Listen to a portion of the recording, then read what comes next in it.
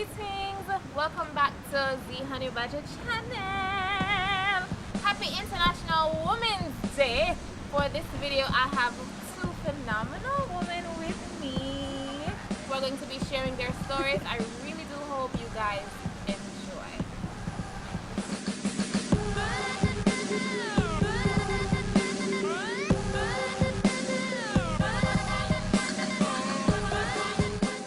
So for International Women's Day, this video I decided to do, like, I have very great friends who are just doing phenomenal things, right? And so for this video I wanted to feature two phenomenal women who have overcome challenges they wouldn't have ever imagined, but still are achieving greatness that they only dreamed of, right? And so, to my left, I have Peart and Peart. To my right, I have Tami Tsansi. Right? Alright, so I'm gonna done the chatting, right? And I'll allow them to just share their stories. Tami, before we go into the struggles, who are you? Tami Tsansi is a very complex individual, but also a very simple individual. I'm a black woman, I'm a Jamaican woman, I'm a country girl from St. Elizabeth. I'm a healing person, I'm a person who helps others to heal. I'm a creative. Those are bag of things, so tell me that. Yeah. Peart. Who is Peart? You know, every day I ask myself that question. And I just feel like every day I wake up, I evolve into somebody who is just a stronger person than I was the day before. I'm from Clarendon. I am a country girl myself. And I actually do identify with the country person that I am because I feel like most of my strength comes from my roots. Being raised with my grandmother and my extended family has really instilled certain values in me, which has become a very big part of who I am today. 19, so be a country girl them on set today. Very nice. Big up all of the country girl them. Yeah. So yeah, be a country girls on set today. But we're all in Kingston now and doing great things. Well, I'm not even talk about me today, right? But you ladies are doing great things. I met Tami through some volunteerism thing here. When did I meet you? I think we might have met at a magic concert. Probably. Oh yeah. We might have met at a magic. Either that or some volunteering thing that we were doing. But it was some kind of like, because magic is an advocacy show. So either way, it's something along those lines that we make sense. Tell me about your book. Alright, so my book is, I would say, a non-traditional autobiography. It's called Hard Girl for Dead, Musings, Poems, Notes to Self. Everything in it is true. Everything in it is about me and my life experiences and what I have gone through and evolved through, what I'm still healing from, you know, what I've learned as an individual from childhood to date. And it starts with the musings, which is just the things I had in my head where I just brain dump, basically. And clips from my journals are in that section as well, and just writing through the most painful things that I've experienced, some of the most painful things that I've experienced. That's the first section. Then the poetry now just kind of delves into more of the creative side and just the things I appreciate, like nature and what I've learned from my relationships and how healing music has been for me, you know, things like that. And then now it ends with the notes to self, where I write these letters to myself because I didn't have people in my life to affirm me and to inspire me and to make me feel good about myself, and I decided that I can't just wait on people to tell me the things I need to hear, so I'm going to just write them to myself and read them back. And I find that that is a section that a lot of people resonate with. And that's the section that people say they go back to weekly or daily just to kind of give themselves that motivation to push. So I'm really happy when I hear people say things like that, because that's why I wrote it and that's what it did for me. So I'm glad that I could get to present it to the world like that and them really feel it. Certainly, yeah. So published author Tami Tsansi. Peart, I know you from high school. Guys, she's been always bossy, ever bossy. But I've always admired her, you know, not just her fashion, but her drive. And just the other day, I was booked in an ad, and she a book, you know, wherever the ad go, it's all about her, and, you know, I'm going to place it here, and so what do you do, really? So I am a media planner by profession. I plan and execute media campaigns for different companies. I work in an advertising agency.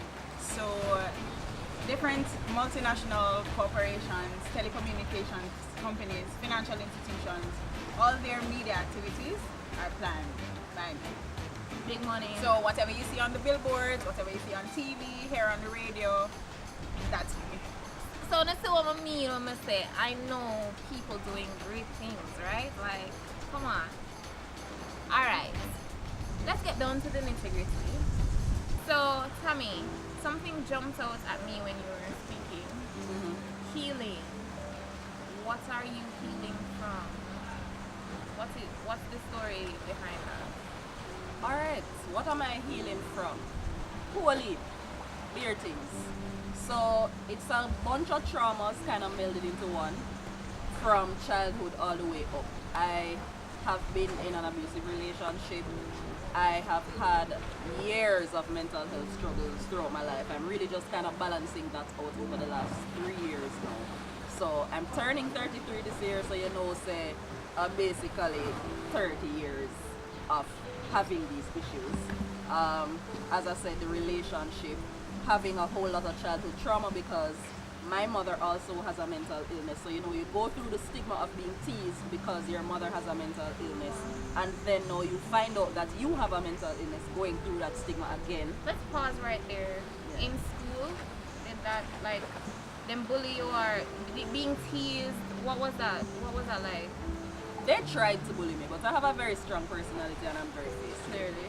So it didn't really work, but the constant attempts were very exhausting, and there is a way that people kind of make you feel separate or other from everybody else. So you always have this kind of sense that these people are the normal ones and you are over here. So that tends to do something to you mentally and even emotionally as well. So as much as I tried my best to stay up, I wouldn't say that it didn't bother me at all, because you're a child and you're still kind of trying to make sense of why your mother have this, why you have go through this, that kind of thing. Also, my father was not in my life until I was 25 when I made an effort to really work on that relationship. So I was I was raised by my grandparents and my aunts. My parents had me young. My mother was like 21 when she had me, and my father was 22. So at the time, them had never grown. Yeah, so my father, he was very young. Yeah, I mean 22, but for men, you know, they don't mature as quickly as women. So when you're 22, you're really a 16 in your mind as a man. So he was not ready. He was completely unprepared. He was thrown off, and his reaction was not good. He decided to basically escape the scene rather than stand up and work through it with my mother. That is what actually triggered her first mental health episode. She was okay before that, but she went through a whole lot just trying to manage everything on her own, and then eventually it never really worked for her, because at that time people never understand mental health issues. But did you, So, as a kid, did you? not really. I kind of picked up that something was, you know, bothering her, but I didn't really understand. I tried to understand, but she didn't know how to deal with it in herself, so she didn't really come around. So she was working on stuff, so everybody thought she's okay because she's working, but she wouldn't come around because it was very triggering for her to come to the community and have to remember everything that she went through and all the embarrassment of feeling like she had this child, she has no father for the child, and there were rumors about it, you know, people think that it's not his child and that's why I'm acting like that, and you know, that really did throw her off. So it was very triggering for her to come back to the community. So I hardly saw her. I would beg her all the time to come and see me. She wouldn't come, but she would buy me everything. And it wouldn't matter to me. Like, I had everything that I wanted, but I just wanted to be around my parents, but they weren't there. So I had a lot of sadness and a lot of anger in my childhood. And I also then had to take that to school and then defend myself against these things that I didn't understand from other students who didn't really understand either. So I felt like I spent my childhood fighting people all the time.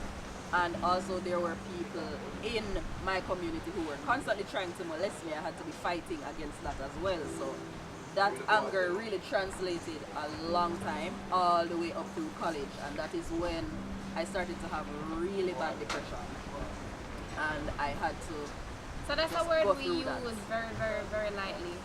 Depression. I agree. I find that people use general terms about mental Lord, me illness depressed. as a joke. As a joke or as just an adjective. Oh, I feel depressed today, you know. Oh, yeah, I'm also bipolar, you know, and these things are very serious things that people have to deal with, because I was diagnosed as bipolar. I have had depression from Never know that. Okay. 13, and yeah, UE for me was very difficult because I was very sheltered growing up. So when I went to UE, I had no clue what was going on. Like, I was just like, what is? You know, like, you can't swim and you just dive off in a waterfall. So UE was the bulk of my worst days, and it did just keep on and get darker and darker and darker. I was trying to cope by partying, by drinking, by doing all the things except the thing that we really need to do. And eventually that kind of culminated in a suicide attempt. That never worked. I think there were 3 of them. None of them never worked, for a very positive reason. The last one, I died for like a minute. And then while I was unconscious, I heard that it's not my time yet, I have work to do. And I was very upset when I woke up, because I was like, I'm not depend on this, like, I'm done with this, I don't need to do no work. And I didn't know what the work was, so I was just like, alright, I'm just gonna party some more. So that's what I was doing for like another year and a half, until just going through stigma at work after people found out that, I think it was a health, you know when you have to do these health things to fill out to get the insurance at work, and they found out that I had bipolar and depression, and then the boss at the company made a joke about it in the lunchroom, and then I couldn't deal with that, because I was like, this is like school all over again. Why am HR. Yeah. It's there for a reason. Yeah. So I'm like, Business why? owners. Why may I defend myself against this as an adult? So I quit that job without any warning. And then I say, yo, I can't keep running from this, you know, like, I didn't choose this life. I just how my things set up, so I have to figure out a way to just own it and accept it. And I said I was going to just write about it in a blog. And I started a blog, I go write about it, and I started writing about it. And it didn't feel like I talked to myself for a good while, and then people started to respond to it. And people just start come out of the woodwork, and I was like, oh, enough of it. Before you get to, you know, actually having written and getting feedback and persons actually delving into your art, Yeah. before we go there, I want to just pinpoint something you said. Yeah. You quit that job without warning. Yeah. We need to know when to let go. Yeah. We need to know when to let go. So like just this week, I was babysitting. Well, not really babysitting, but you know, I'm gonna look to one of my baby mother there, man.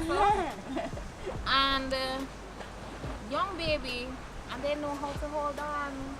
That's one of the first things we learn how to do.